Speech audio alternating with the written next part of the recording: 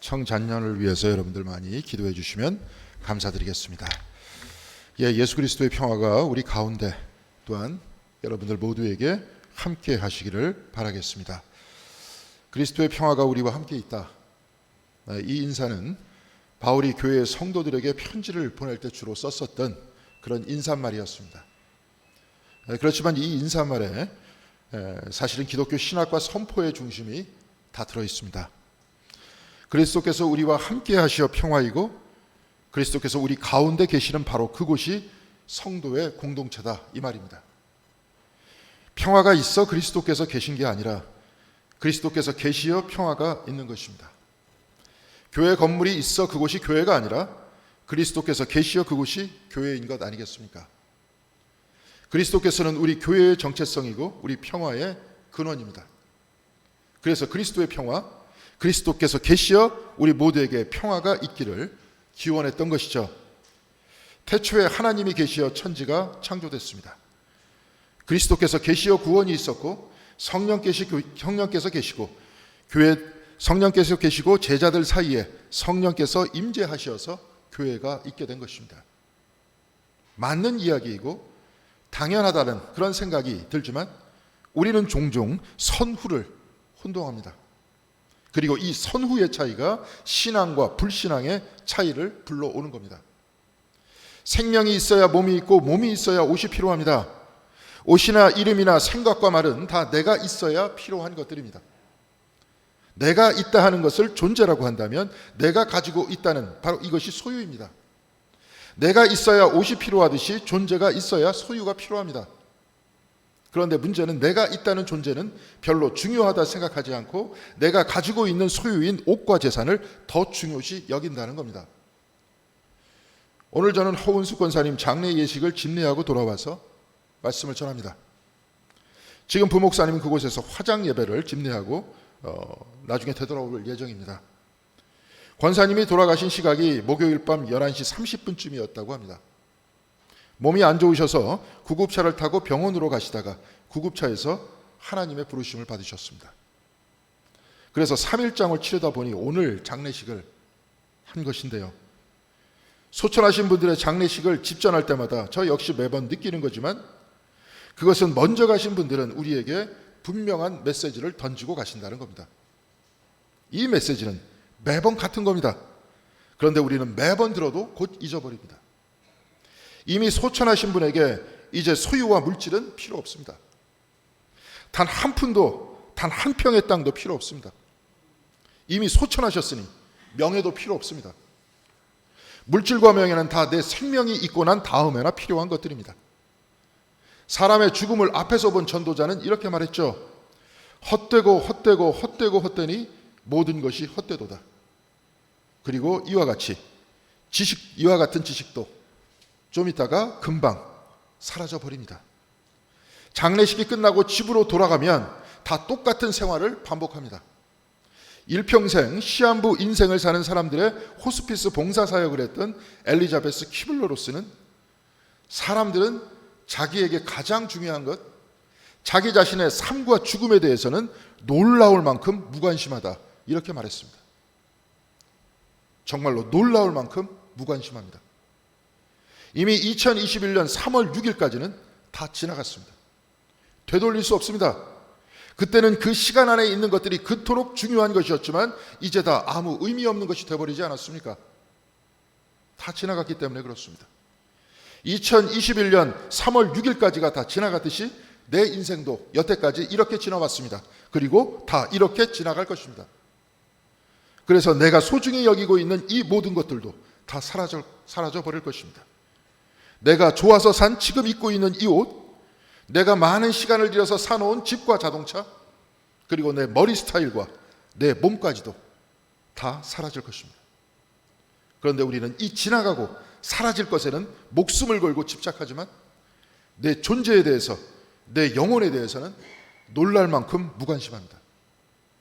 마치 이것은 본 건물에 무관심하면서 가 건물을 멋지게 꾸며놓는 바로 이런 것과 같지 않습니까? 이상하지 않습니까? 내가 아는 사람들, 사랑하는 사람의 죽음을 경험할 때 비록 짧은 순간, 바로 이 시간이지만 내가 가진 소유보다 내 존재와 내 영혼이 더 소중하다는 것을 그 순간 깨닫습니다. 이 몸과 내 소유가 하나님 앞에 가는 것이 아니라 내 영혼이 하나님 앞에 서게 돼 있는 것 아니겠습니까? 내 영혼이 있어야 내 목숨이 있고, 내 목숨, 내 생명이 있어야 내 몸도 있습니다. 그리고 이 몸이 있어야 내 옷도 있고 내 재산도 있는 겁니다. 몸이 의복보다 중하고 내 생명이 이 몸보다 귀합니다. 그리고 내 목숨을 빼앗는 자들을 두려워하지 말고 내 영혼을 빼앗을 수 있는 하나님을 두려워하라고 예수께서는 말씀하시지 않았습니까?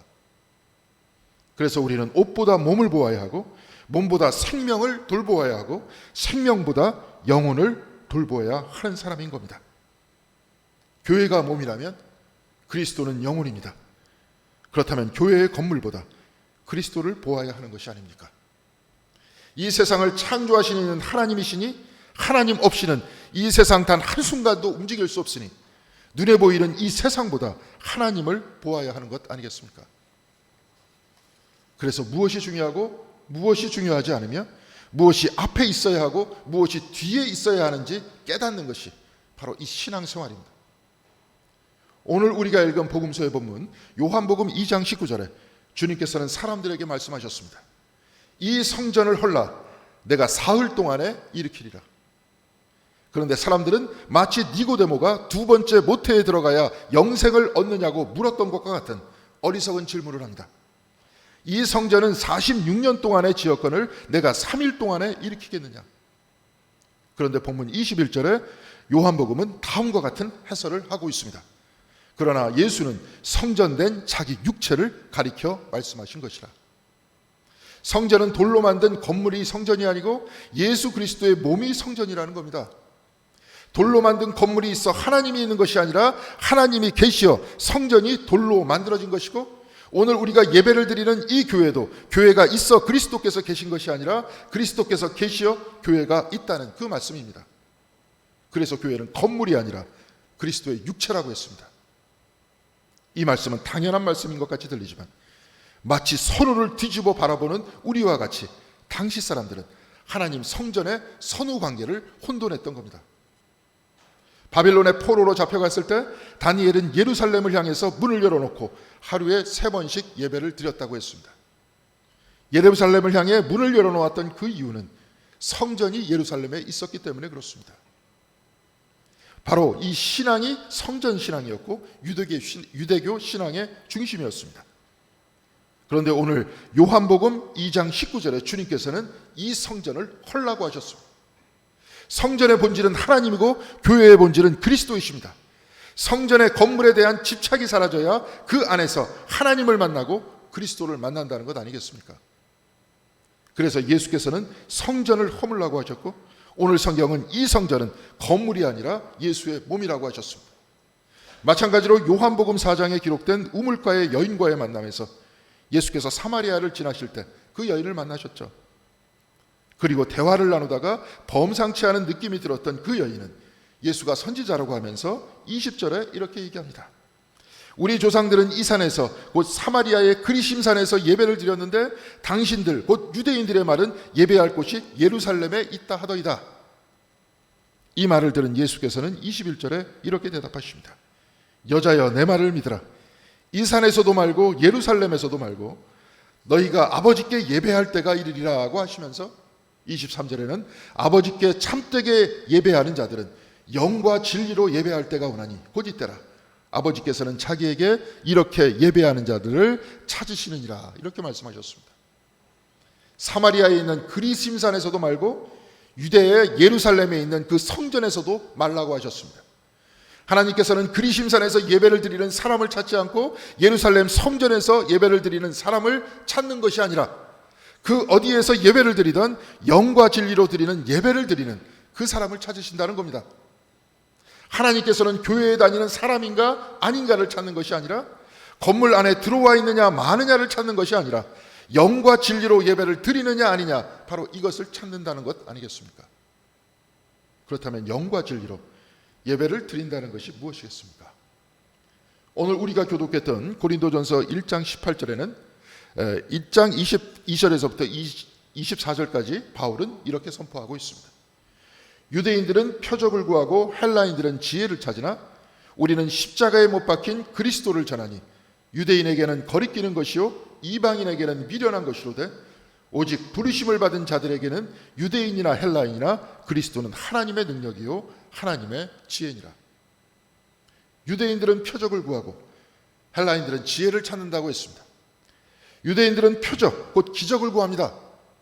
유대인들이 원하는 기적이란 하나님께서 복을 내려주셔서 그 땅에 소산이 충만하고 여인들은 많은 아이를 낳고 가축들도 새끼를 더 많이 낳아서 풍성해지는 겁니다. 이것이 유대인들이 바라는 기적입니다. 그런데 십자가는 고난이었습니다.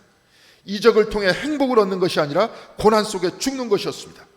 그래서 십자가는 유대인들에게 걸림돌이다, 이렇게 말씀하고 있는 겁니다. 헬라인들은 지혜를 찾는다고 했습니다. 헬라인들이 찾는 지혜란 곧 평정입니다. 마음의 평화입니다. 이 헬라인들의 지혜란 당시 커다랗게 두 부류가 있었는데 그 중 하나는 스토아 학파였고 또 하나는 에피쿠로스 학파였습니다. 스토아 학파는 금욕을 통해 내적인 자유를 찾는 사람들이었고 에피쿠로스 학파 역시 금욕을 통해서 영혼의 쾌락을 찾는 사람들이었습니다. 그렇다면 내적인 자유와 영혼의 쾌락을 찾는 헬라인들에게 십자가는 가장 어리석은 것 아니겠습니까? 유대인들은 표적을 구하고 헬라인들은 지혜를 구합니다. 마찬가지로 현대인들은 재산을 구하고 아름다운 얼굴과 몸을 구합니다. 유대인들에게나 현대인들에게나 헬라인들에게나 십자가는 걸림돌이요 어리석음이요 불필요한 것들입니다. 그러나 바울은 이 십자가야말로 하나님의 능력이요 하나님의 지혜라고 했습니다. 그렇다면 왜 십자가가 하나님의 능력이고 하나님의 지혜인 겁니까? 독일의 캐톨릭 신학자 칼 라너는 우리의 죽음이 불면하는 하나님 자신의 죽음이 되었다, 이렇게 말했습니다. 예수의 죽음은 곧 하나님의 죽음이라는 겁니다. 그래서 독일의 개신교 신학자 몰트만은 십자가에 달리신 하나님, 이렇게 표현했습니다. 십자가는 인간이 죽는 자리임과 동시에 하나님이 죽으신 자리라는 겁니다. 인간은 태어나면서 죽을 수밖에 없습니다. 태어나면 죽을 수밖에 없습니다. 그러나 하나님께서는 태어나지도 않고 죽지도 않습니다. 그래서 시간을 넘어서신 불멸의 존재가 하나님 아니겠습니까? 그러나 칼 라너는 불멸하신 하나님 자신이 십자가에 달리셨다고 했습니다. 그래서 십자가는 하나님께서 그 불멸을 포기한 자리라는 겁니다.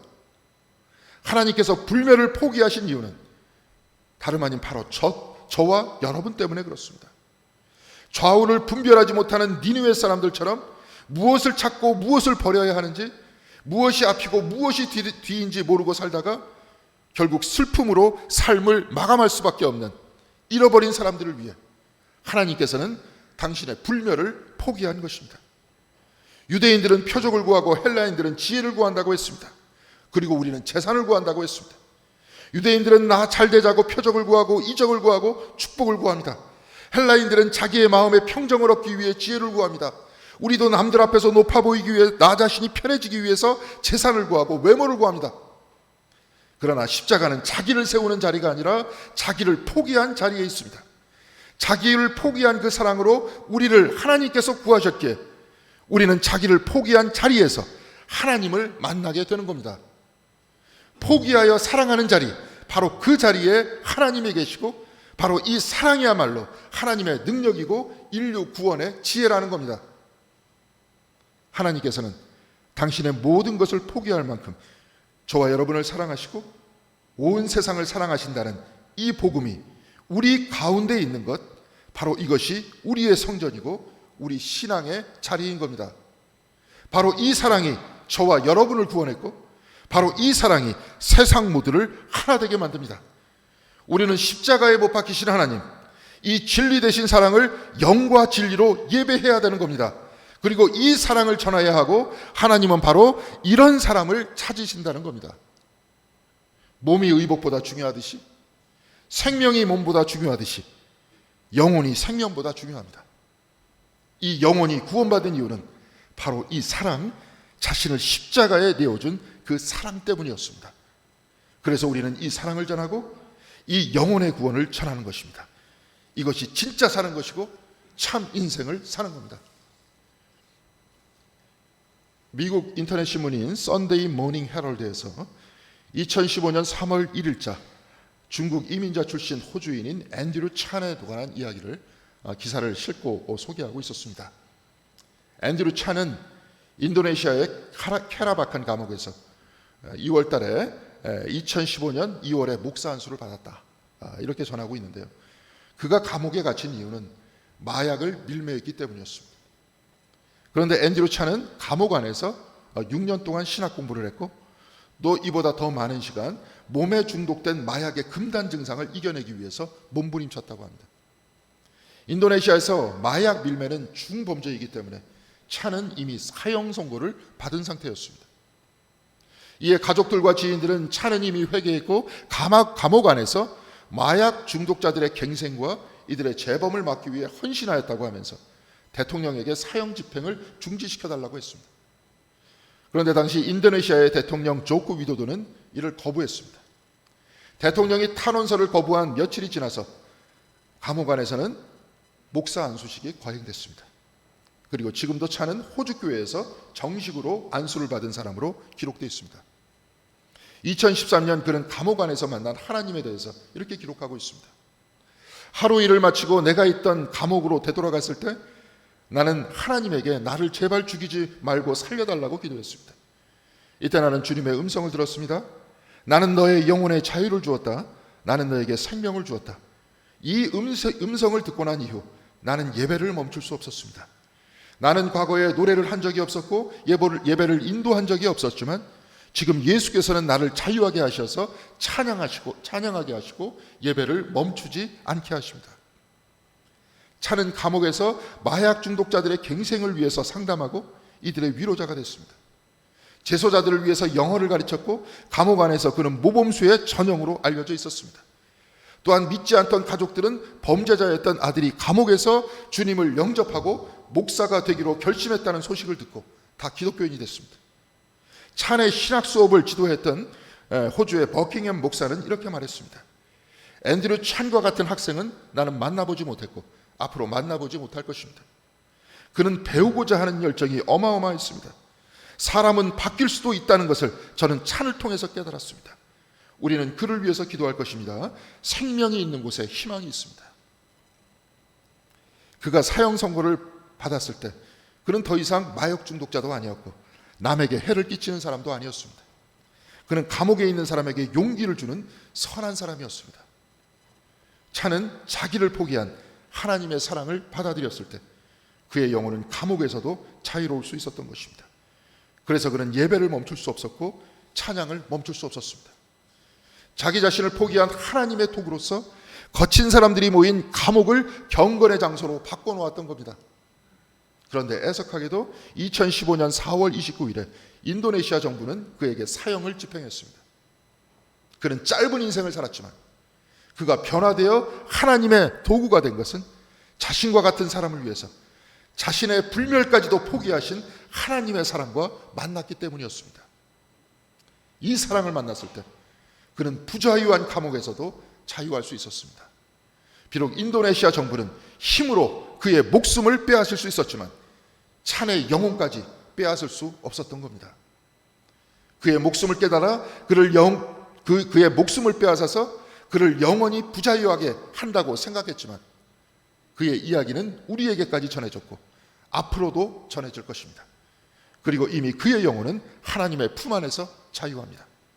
세상은 그를 가둘 수 있고 그를 죽였지만 하나님은 그를 자유하게 하셨고 그를 영생하게 하셨던 것입니다. 하나님의 사랑을 영과 진리로 예배드리는 곳, 바로 그곳이 교회입니다. 찬이 있었던 그곳은 감옥이었지만 바로 그렇게 예배를 드리는 그곳은 교회였습니다. 감옥 안에서 그는 십자가에서 자신을 드러내시는 하나님을 만났기 때문에 그렇습니다.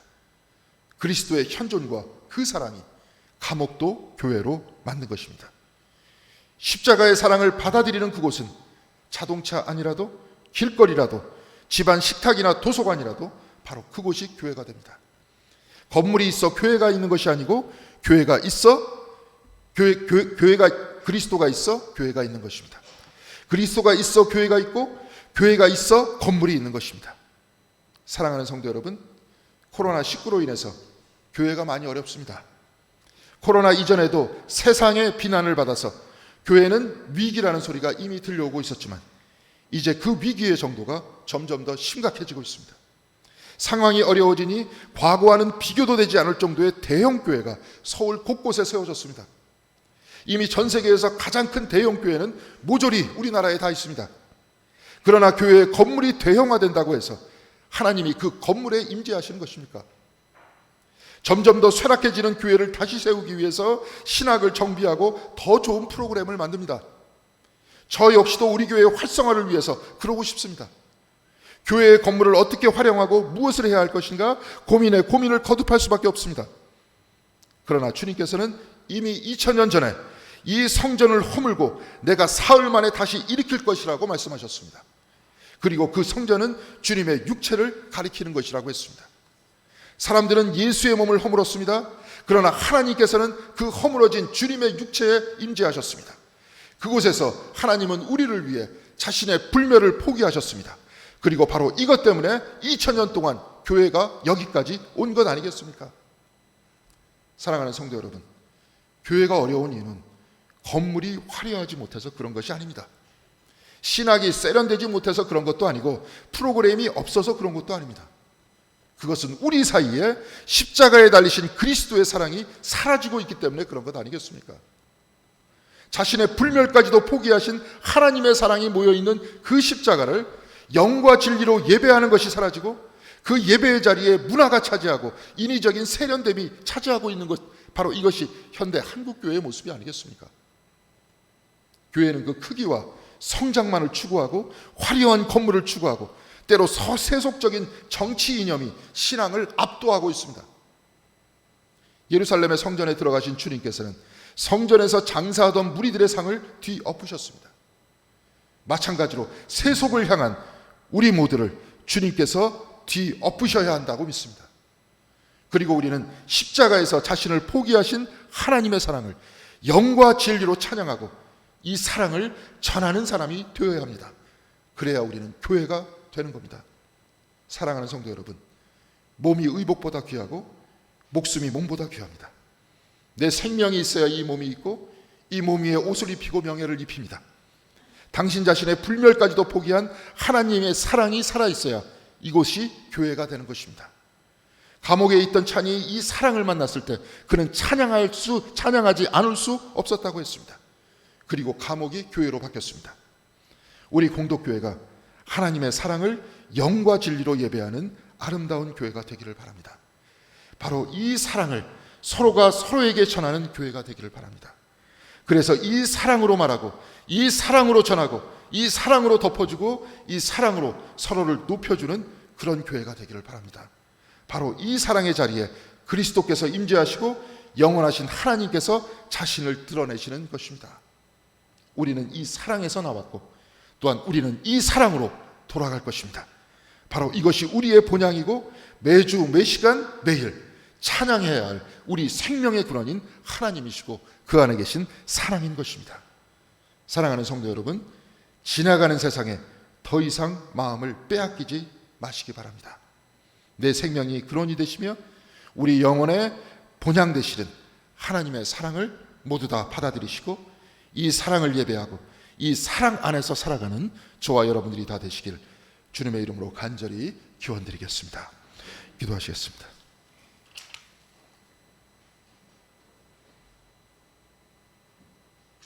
교회에 나와서 때로는 사랑하는 사람들의 마지막을 바라보면서 우리는 무엇을 찾아야 하고 무엇을 버려야 하는지 깨닫지만 세상은 우리가 버려야 할 것을 찬양하고 우리가 찾아야 할 것을 하찮게 여깁니다. 이런 세상 속에 살다가 세상에 젖어 있다 보면 또다시 우리는 버려야 할 것을 찾고 찾아야 할 것을 버리고 있습니다.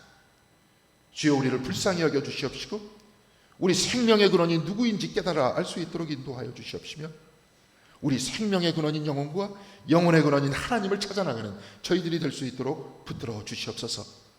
우리 모두를 구원하시기 위해서 자기 자신의 불멸까지도 포기하신 하나님의 사랑을 바라볼 수 있는 그런 영혼의 눈을 열어주셔서 우리로 하여금 그 사랑을 받아들이고 그 사랑을 체험하고 또한 그 사랑대로 살 수 있는 저희들이 될 수 있도록 붙들어 주시옵소서.